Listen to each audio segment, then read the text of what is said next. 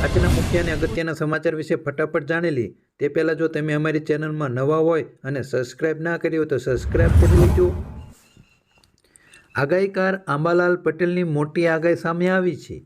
ગુજરાતમાં ફરીથી માવઠું પડવાની આંબાલાલ પટેલની આગાહી સામે આવી છે। 27થી 30 જાન્યુઆરી દરમિયાન માવઠું થવાની શક્યતા। કચ્છ, સૌરાષ્ટ્ર, ઉત્તર ગુજરાતમાં પડી શકે છે માવઠું। ફેબ્રુઆરીના પ્રથમ સપ્તાહમાં હવામાનમાં થશે મોટો ફેરફાર। વધુ વાત કરીએ તો હવામાન વિભાગ દ્વારા જણાવ્યા મુજબ આગામી 3 દિવસ દરમિયાન તાપમાનમાં કોઈ મોટો ફેરફાર જોવા મળ્યો ન હતો, તેમજ ગુજરાતમાં 2 થી 3 ડિગ્રી તાપમાનમાં વધારો થઈ શકે છે। ગૌસ્વામીએ જણાવ્યું હતું કે 28 ફેબ્રુઆરીથી શિયાળો વિદાય લેતો હોય તેવું લાગી રહ્યું છે અને માર્ચ મહિનાની ધીમી ધીમી ઉનાળો શરૂઆત થઈ ગઈ છે। ત્યારે આ વર્ષે 2023-24માં શિયાળો 15 ફેબ્રુઆરી પછી વિદાય લઈ શકે તેવી શક્યતાઓ દેખાઈ રહી છે। હાલમાં ઠંડીની શક્યતા ખૂબ જ નહિવત દેખાઈ રહી છે। આગળના અને મહત્વના સમાચાર વિશે વાત કરીએ તો સંસદની સુરક્ષા માટે ગૃહ મંત્રાલયમાં મોટો નિર્ણય લેવામાં આવ્યો છે। સુરક્ષા અને તેનું તપાસનું કાર્ય હવે CISF કરશે। હવે દિલ્હી પોલીસની સાથે રહેશે CISF। 31 જાન્યુઆરીથી શરૂ થશે સંસદનું બજેટ સત્ર। સંસદની સુરક્ષામાં થયેલ ચૂક બાદ મહત્વનો નિર્ણય લેવામાં આવ્યો છે અને અમલમાં પણ મૂકવામાં આવી ગયો છે। આગળના સમાચાર વિશે વાત કરીએ તો હવે નકલી બર્થડે સર્ટિફિકેટ બનાવવાનું કૌભાંડ પણ પકડાઈ ગયું છે। સુરતમાંથી ઝડપાયું છે સમગ્ર કૌભાંડ। માત્ર ₹10માં નકલી બર્થ સર્ટિફિકેટ બનાવવાનો ખુલાસો સામે આવ્યો છે।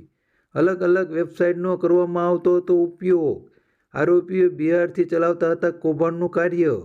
દેશભરમાં હજારો નકલી જન્મના દાખલા બનાવ્યા હોય તેવું સામે આવી રહ્યું છે। હાલમાં ગુજરાતમાં બધી જ વસ્તુઓ નકલી પકડાઈ રહ્યું છે, ત્યારે આ કૌભાંડ ક્યારે અટકશે? આગળના અને મહત્વના સમાચાર વિશે ફટાફટ જાણીએ તો જેમ જેમ ચૂંટણી નજીક આવી રહી છે તેમ તેમ રાજકીય નેતાના ગુજરાતમાં ધામા જોવા મળી રહ્યા છે। લોકસભાની ચૂંટણી હવે નજીક આવી રહી છે, જેથી દરેક પક્ષના નેતાઓ મતદારોને રીઝવવા માટે અત્યારે ગુજરાતમાં જોર ચલાવી રહ્યા છે।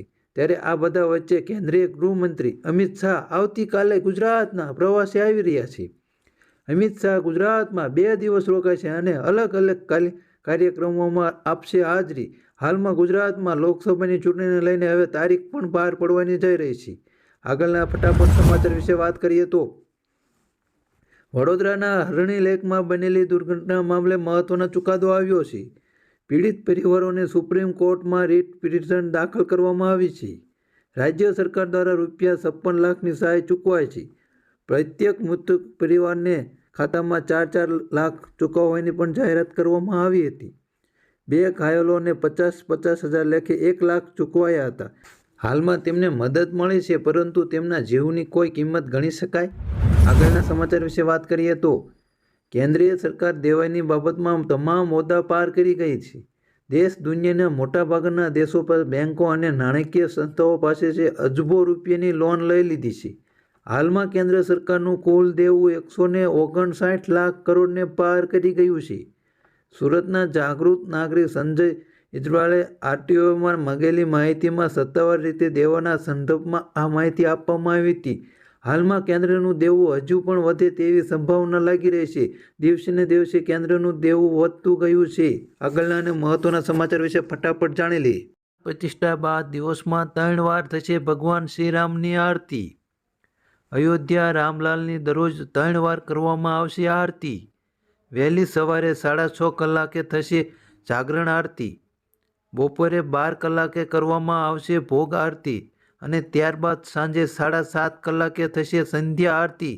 રામની 3 વાર આરતી કરવામાં આવશે। આગળનું હવામાન કેવું રહેશે? અમદાવાદ, સુરેન્દ્રનગર અને પોરબંદરમાં 14 ડિગ્રી તથા વડોદરા, ભાવનગર અને દિવસમાં 15 ડિગ્રી તાપમાન રહ્યું છે। હવામાન વિભાગની આગાહી પ્રમાણે અમદાવાદ, ભાવનગર, બોટાદ, છોટાઉદેપુર, જામનગર, જૂનાગઢ, રાજકોટ સહિતના જિલ્લાઓમાં 14 ડિગ્રી ન્યૂનતમ તાપમાન રહે તેવી સંભાવના છે। તેમને પાટણ, સાબરકાંઠા સહિતના જિલ્લાઓમાં 10 ડિગ્રી ન્યૂનતમ તાપમાન રહે તેવી પણ સંભાવના વ્યક્ત કરવામાં આવી છે। હાલમાં તમારા વિસ્તારમાં કેટલા ડિગ્રી તાપમાન છે તેના વિશે એક કોમેન્ટ કરીને જણાવજો।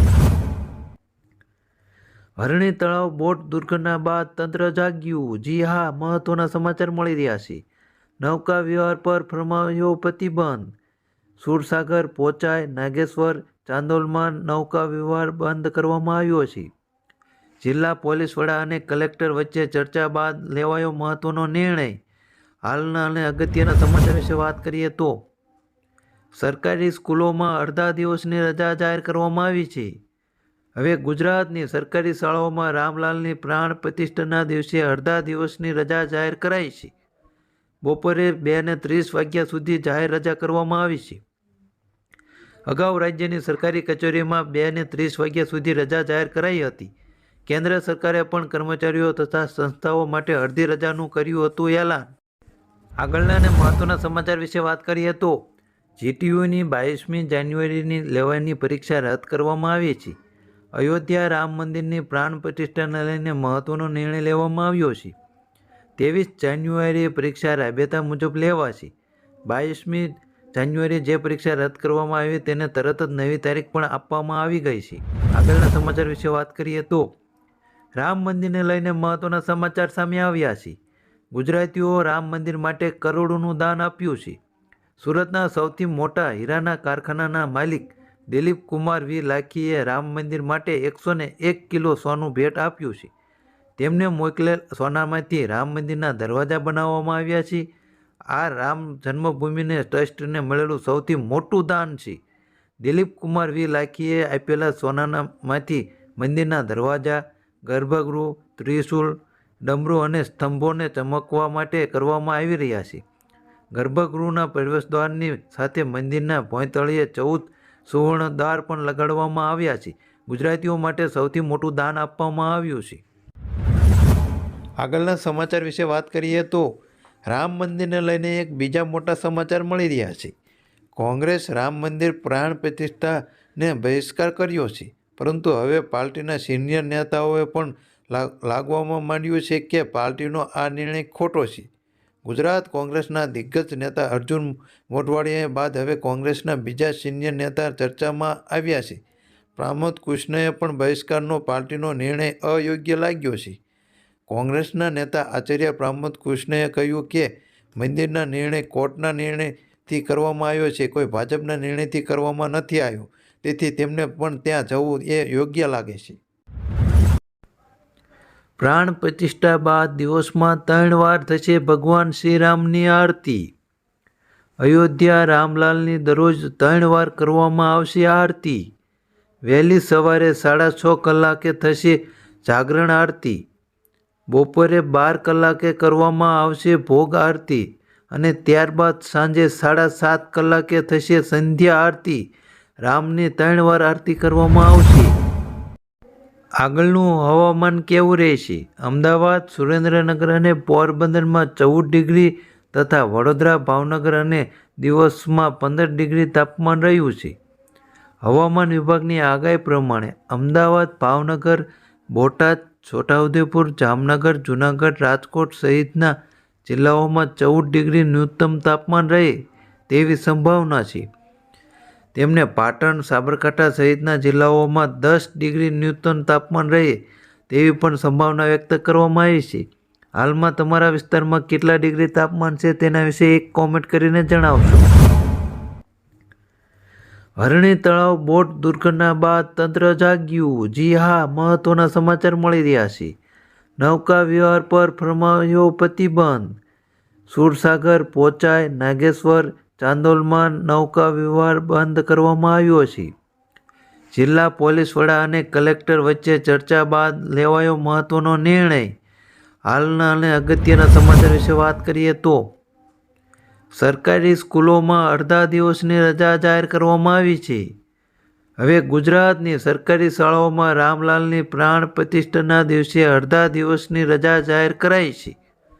બપોરે 2:30 વાગ્યા સુધી જાહેર રજા કરવામાં આવી છે. અગાઉ રાજ્યની સરકારી કચેરીઓમાં 2:30 વાગ્યા સુધી રજા જાહેર કરાઈ હતી. કેન્દ્ર સરકારે પણ કર્મચારીઓ તથા સંસ્થાઓ માટે અડધી રજાનું કર્યું હતું એલાન. આગળના અને મહત્વના સમાચાર વિશે વાત કરીએ તો જીટીયુની 22મી જાન્યુઆરીની લેવાની પરીક્ષા રદ કરવામાં આવી છે. અયોધ્યા રામ મંદિરની પ્રાણ પ્રતિષ્ઠાને લઈને મહત્વનો નિર્ણય લેવામાં આવ્યો છે. 23 જાન્યુઆરીએ પરીક્ષા રાબેતા મુજબ લેવાશે. 22મી જાન્યુઆરીએ જે પરીક્ષા રદ કરવામાં આવી તેને તરત જ નવી તારીખ પણ આપવામાં આવી ગઈ છે. આગળના સમાચાર વિશે વાત કરીએ તો રામ મંદિરને લઈને મહત્વના સમાચાર સામે આવ્યા છે. ગુજરાતીઓ રામ મંદિર માટે કરોડોનું દાન આપ્યું છે. સુરતના સૌથી મોટા હીરાના કારખાનાના માલિક દિલીપ કુમાર વી લાખીએ રામ મંદિર માટે 101 કિલો સોનું ભેટ આપ્યું છે. તેમને મોકલેલ સોનામાંથી રામ મંદિરના દરવાજા બનાવવામાં આવ્યા છે. આ રામ જન્મભૂમિને ટ્રસ્ટને મળેલું સૌથી મોટું દાન છે. દિલીપ કુમાર વી લાખીએ આપેલા સોનામાંથી મંદિરના દરવાજા, ગર્ભગૃહ, ત્રિશૂળ, ડમરૂ અને સ્તંભોને ચમકવા માટે કરવામાં આવી રહ્યા છે. ગર્ભગૃહના પ્રવેશદ્વારની સાથે મંદિરના ભોંયતળિયે 14 સુવર્ણ દ્વાર પણ લગાડવામાં આવ્યા છે. ગુજરાતીઓ માટે સૌથી મોટું દાન આપવામાં આવ્યું છે. આગળના સમાચાર વિશે વાત કરીએ તો રામ મંદિરને લઈને એક બીજા મોટા સમાચાર મળી રહ્યા છે. કોંગ્રેસ રામ મંદિર પ્રાણ પ્રતિષ્ઠાને બહિષ્કાર કર્યો છે, પરંતુ હવે પાર્ટીના સિનિયર નેતાઓએ પણ લાગવામાં માંડ્યું છે કે પાર્ટીનો આ નિર્ણય ખોટો છે.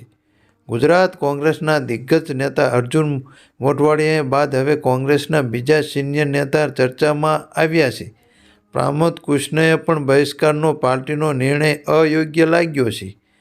કોંગ્રેસના નેતા આચાર્ય પ્રમોદ કુશનએ કહ્યું કે મંદિરના નિર્ણય કોર્ટના નિર્ણયથી કરવામાં આવ્યો છે, કોઈ ભાજપના નિર્ણયથી કરવામાં નથી આવ્યો, તેથી તેમને પણ ત્યાં જવું એ યોગ્ય લાગે છે.